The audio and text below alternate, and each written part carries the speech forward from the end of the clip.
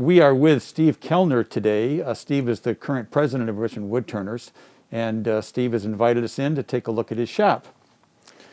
Steve, good to see you. Yep. Thanks for inviting us in. Yep. Tell me, very good. Before we get into your shop, what started you turning, and how long ago was it? What started me, I've thought about turning for many years, but I never moved into it until 2016. But I've been a woodworker and flat woodworker almost all my life. I've started with my father a little bit, and then in the early 80s, I had a shop and really got into furniture making and making toys and other things like that.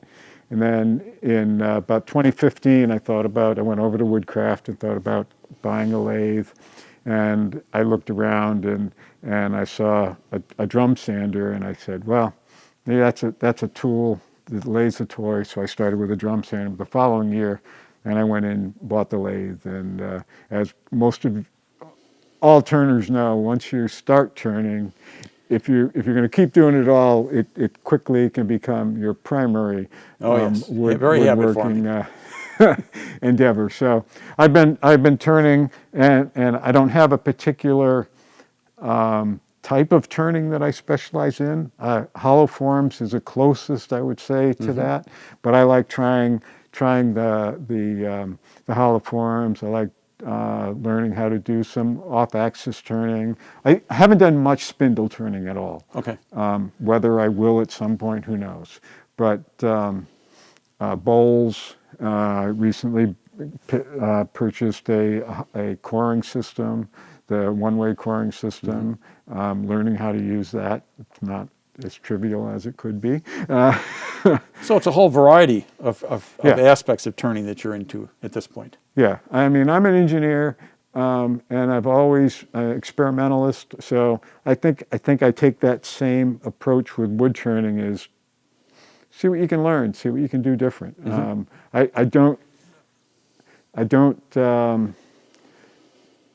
I haven't taken lessons too much. I've looked at some videos, and so I'm kind of a slow learner on some of the stuff. I think I've had lots of catches, but now I'm finally paying attention to what they say about rubbing the bevel.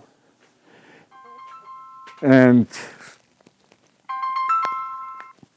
so trial by error, in other words. Yeah, yeah. Well, we're standing right in front of the lathe. Why don't you introduce us to your lathe and tell us a little bit about it and what you like about it? All right. So in 2016, when I was looking for a lathe, I went over to Woodcraft, and I looked at the Powermatic, and I looked at this and looked at a few others. And what I saw was, this was when they had their 10% off sale. So I got this. This is the 220 version with a 2-horsepower motor. And it was $2,250, and then I looked at the Powermatic, and that was $4,000. So I looked at the capability of the two, and I said, I think this will do everything I need. Now, I had never turned before. Some people would say, well, I should have gotten something smaller and cheaper, but I felt that I would not quit. So I said, I'm going to buy something that I'll be happy with for the long term. Doesn't mean I'll never buy another lathe, but I felt this would do pretty much what I needed.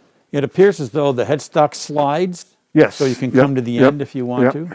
The headstock will slide, and I've added the 20-inch extension. Not that I've actually needed it yet, but I always, thinking I will. So I bought it when it was on 10% off. And I got this light last year, and this is I won't turn it on, I don't think, but it works real nice. I bought it because I was making lampshades, and one of the ways to make a lampshade is put the light on the outside, so that's how you determine how thick you want to go. So I figured having something with a long light like this would help. And I haven't made a lampshade since then, so I can't guarantee that it'll actually do the job. But I do like the light. It has adjustments of color and intensity. So and it's made by Laguna, so it mounted right in that spot very easily. Have you made any modifications to the lathe to make things easier for your turning? Well, a couple of things. One, for dust collection, I have a Cyclone dust collector that's in the cabinet behind us. It's a 5 horsepower unit. I won't turn it on because it makes, even with the insulated box, it makes a lot of noise. But when I'm sanding, I will turn it on, and with this to collect as much of the sanding dust as I can. Notice I have 2 banjos here. The reason was when I was trying to make some off-center multi-axis spindle type things. I found it was difficult for me to be moving my tool rest back and forth and getting things uniform. So I just went and got a piece of angle iron and bought a couple of these. These were cheap. They had them in stock at Woodcraft as well. I think they were less than $20 a piece. And now I have I won't put it in all the way, but obviously have a nice long, goes that way, long tool rest, and it was $20 probably, I probably paid $40 total for making that, and that really does help out. But other than that, I really haven't. Well, okay. The other thing I did was I have a hollowing system, and so I bought the Trent Bosch hollowing system, but I didn't buy his camera system. So I just kind of bought a camera, had an old monitor from a computer upstairs, and then just mounted it here on the back of the lathe. So I just, again, a piece of angle iron bolted into the back of the headstock, and the tools that I use all the time, the simple Allen wrenches and things, just have them very handy right here. It was very easy to do, and made it convenient. But the lathe itself, I didn't really modify. Is there anything on the lathe, if you had to replace your lathe tomorrow, is there any change that you'd make to the lathe itself? Any features in the lathe that you don't have, you wish you did, or you don't use, that you originally purchased? Or is the lathe pretty much set up the way you would want it in the future? If money were no object, I would get one of the lathes with stainless steel ways, because I do turn quite a bit of oak. And when you're turning a green oak, you can stand there and watch the ways rust. And I treat them with wax and other things, but it's still, it's amazing how fast it'll rust. So having stainless steel ways would be nice. But I paid $22.50 for this. I'd be paying $7,000 to get something like that. Not that I couldn't buy it, but I can't really justify it.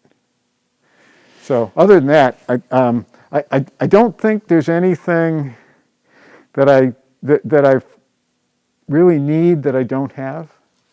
Okay. Your shop is obviously in a couple of sections. We're in the turning section. If you would you take a couple of minutes and just kind of walk us through your shop and how you've got it set up, and anything that you've done to make it easier for you? Okay. Well, you can see I have a lot of these relatively inexpensive LED lights. They're hanging around various places in the shop. Tools are just mounted against the wall here, so I just nothing fancy, just 2x lumber with holes drilled in it for the most part, where I can put the cutting tools against the wall. I have most of my turning tools mounted. I have the hollowing system and all the different cutters. I'm trying to go with separate handles for the most part, so I have about 4 of the handles that I can mount the different cutters in. I have a couple of different tool rests, along with the one I've already talked about for doing long things. Again, some of these other tools back here are for flat work, which I really enjoy doing as well. If you come over here, I have this cart. It originally was a cart I had a grinder on, but we'll get over to that in a minute.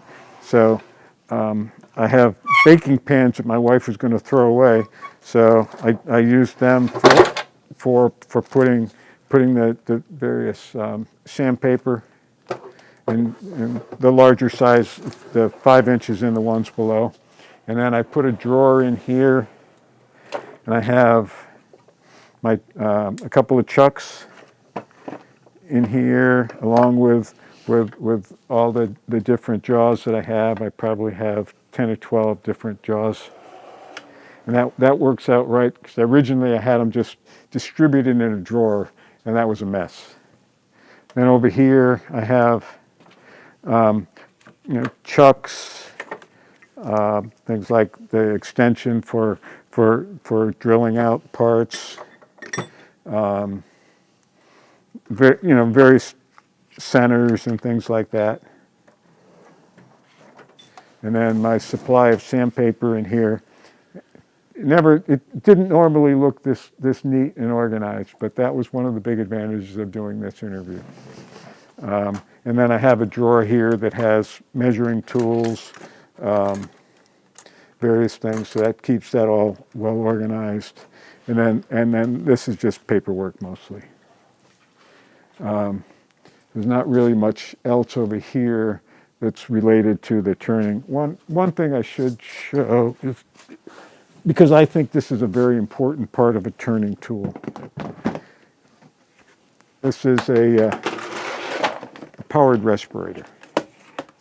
I don't think you can do better. It's a little dirty, but it's a great tool for your health and for your comfort.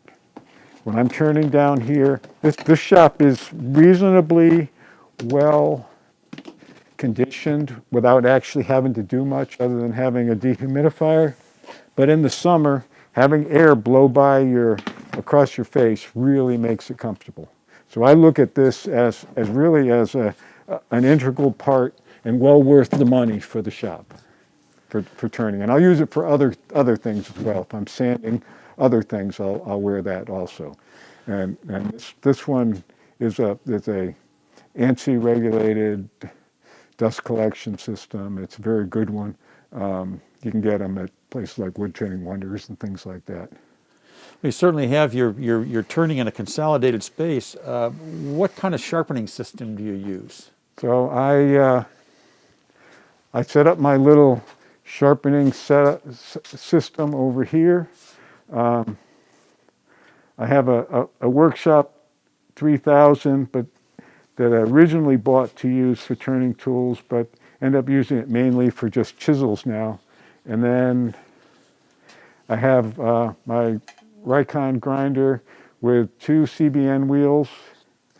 And I'm different than most of you. I don't have the Wolverine system, but I have the Tormek system, and basically you can do everything you can pretty much do with a Wolverine with the Tormek. This is the gouge set that they have. And then I have various other tools or jigs to go with it. But I bought this platform, and most of the time I'll have this set up for like the negative rake scrapers, and then this one for doing all the gouges and other things on this side. But it's a nice organized sharpening system, and it's very accessible to the lathe. That's really great. Now, I'm sure your shop always looks like this with the floor with no dust and debris on. How do you control the dust and the debris in your shop? Well, I have a couple of things. I have, I mentioned I have a cyclone dust collector. So I have this collector here to collect dust when I'm sanding. I also have an air filtration system overhead that can circulate and collect dust, in general, dust out of the air. One thing I have found is I'll get shavings everywhere. I'm sure all of you do too, but I may build some kind of a curtain around here at some point, just so I can keep them in a little bit more of a controlled area. But what I do is that's one thing I do a good job of, is sweeping them up after each time I turn, or as they start building up. I put them in 5-gallon buckets and then just bring them outside and dump them in. I have a small wooded area in the back. I can just use them as mulch. So, but I do try to keep that part clean. Granted, the rest of the shop may not look quite as good as it does right now on a daily basis. This is a nice shop. If you had to move tomorrow and redo your shop, something I'm sure you'd love to do, are there any modifications or any changes that you'd make to the current shop? The main thing is I would make sure I thought through my dust collection a little bit better, and make sure I arrange tools so that, again, because I have a lot more than just a lathe that I'm worried about dust and chip collection. I would just make sure they were all organized as well as I could for good dust collection. But other than that, I'm relatively happy. I would like to have a finishing area. I do have behind, in an area over here, I can drop a plastic wall down and try to keep it a little pure, cleaner. But usually what I do is, if I'm finishing something, I try not to do anything that's going to make a lot of dust at the same time. And we're on the turning half of the shop. You're Right. also a flat worker, which Yep. takes us to the other half of the basement. You're consuming the entire basement under the house. Is that correct? Right. I have one section that is wood storage. Then I have a section that has a table saw and a bandsaw. A bandsaw is actually very important to the turning section. We'll talk about that when we walk over the other side. But yeah, I have all the type tools that you would tend to have as a flat woodworker as well. And that's mostly in the other section of the shop. Well, why don't you take us over and show us? All right, so this is basically the flat wood section of my shop. But before we go to the flat wood stuff, I want to talk about my bandsaw. I use this a lot for making up the blanks. I actually modified it slightly so I can get about 13 inches of resaw capacity. I wish I had more than that. But I made this sled that works great for making bowl blanks. I have a center point on here with a 1/4-inch hole. I can take a piece of wood that I've cut a nice flat end on it and drill a 1/4-inch hole in the center, put a little piece of brass stock in it, set it into here, slide it up to where the blade is right at the center, lock this in place, and then just rotate the part around to make a stock. And we'll get a video of a piece that I made get that on screen later, that will be donated to the wood auction. But this setup that I made, it's a piece of aluminum plate. This one's about 3 feet long. The table for going back and forth, I have some slides that I bought. I think they were $20. It's amazing what you can get sometimes online from China. And then mounted it with wooden runners, and so you can slide it up to the height, the distance from the blade you want, lock it in place. Although normally this would have already been up there. If I'm cutting something very large, I actually can hook a winch up to it and just pull it through. Normally, you can just stand behind it and push it through. But it does a nice job. This is a decent bandsaw. It's 3 horsepower. It's a Laguna, but one of their older ones. I got this, I think, in 92, 91 maybe. So, but until I started doing turning, it didn't get used all that much. So it doesn't have a lot of hours on it. Other than that, we can move over here. This is the wood storage area of the shop.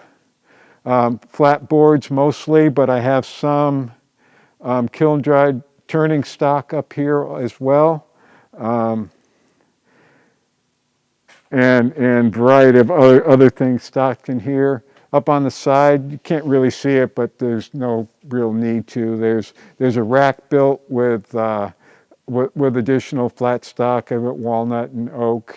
And then I have a rack that I can roll around for plywood and things like that. So it really does work good for my other wood, the green wood that's stored under my deck outside. So I have a concrete slab under the deck, and it's all closed in. And I've got racks, so I've got lots of different wood out there. We'll try to get a couple of shots, pictures of that we can add to this later. Then got a joiner. I actually have some lapidary equipment. Won't really get into that. I'm not good at it yet, but it's just another hobby. When you're retired, you can never have too many hobbies. My original router table is right here that I built. Then I have a Jessam router table, fancier one over on the side. I don't know if you can really see it there, but you guys know what those are anyway. And then we get to the beast. This is a SawStop ICS saw I bought used from a friend. You don't know what you're missing until you have one. I had a 1920s version J.D. Wallace table saw that did the job until I got the opportunity to buy this, and then I realized it wasn't doing the job. You really, until you've had a good cabinet saw, you don't know what you're missing without having one. I love this saw. I use it all the time. I added my own dust collection system here for it. It used various bits and pieces and can hook it up. And the saw itself is tied into the dust into the dust collection system. But again, you don't know what you're missing if you don't have a good cabinet saw. Then over here, I have a radial drill press. It's great for a lot of things. The big advantage is you can slide it out for working on larger pieces. The table here. But it doesn't have the precision of a standard drill press. So there are some advantages of a regular one, but for a woodworker, this is still a good type of system to have. This area back here, I call my tool room. So I have clamps and cabinets with different parts and other things in there. Again, it's not really too important to the wood turning section, but it's always very useful to have. And in terms of clamps, I'll just show you one thing. This is my monster clamp, and I got this for mounting things to the bandsaw. So if you have something large, you need a big throat. That works great. It's the kind of thing you don't know you need one until you need it. That's quite a clamp.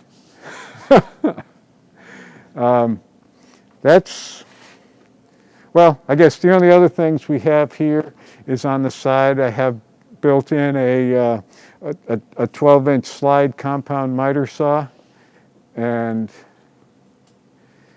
I built this enclosure to collect all the debris. It does a pretty good job, but I have to shovel it out. It's tied into the dust collection system, so if I'm doing a lot of cutting, I'll open that up. But it does a real nice job, and keeps most of the debris captured. And then again, I built it into the bench So I can put stops, I can clamp stops to the 2x4s on the side, so if I'm cutting something the same length all the time, it's very easy to do.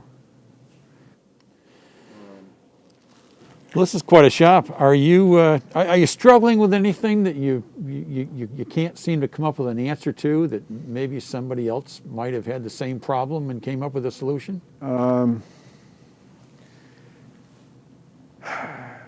Well, in turning green bowls and things from green lumber, maybe I'm not patient enough, but I can't rough turn stuff and let it sit around for 6 months. So actually, one of the things that I have done that might be worth looking at, because I'd be curious what other people think of the idea, is I've made a little, what I call my poor man's kiln. So I have a box over here that I take the discharge from the dehumidifier and run it through the box. And the wood in the box will get up to about 90 degrees Fahrenheit if it's been in, especially in the summer when the dehumidifier is working hard. And I can, with sycamore, it may be one of the easier woods to dry, but I've gone from 30% moisture to 15% moisture overnight, and in 3 days I can have a bowl blank that's dry. So I don't know. You know, I've read about people that put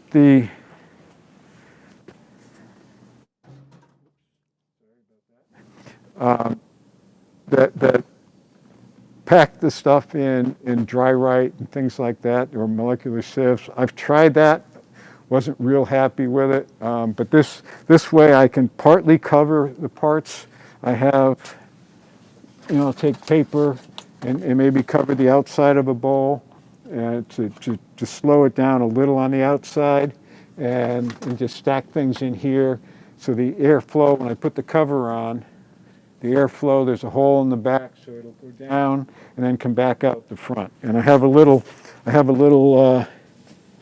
fan to help out the airflow from the, just a little inline fan that helps the airflow from what's coming out of the dehumidifier.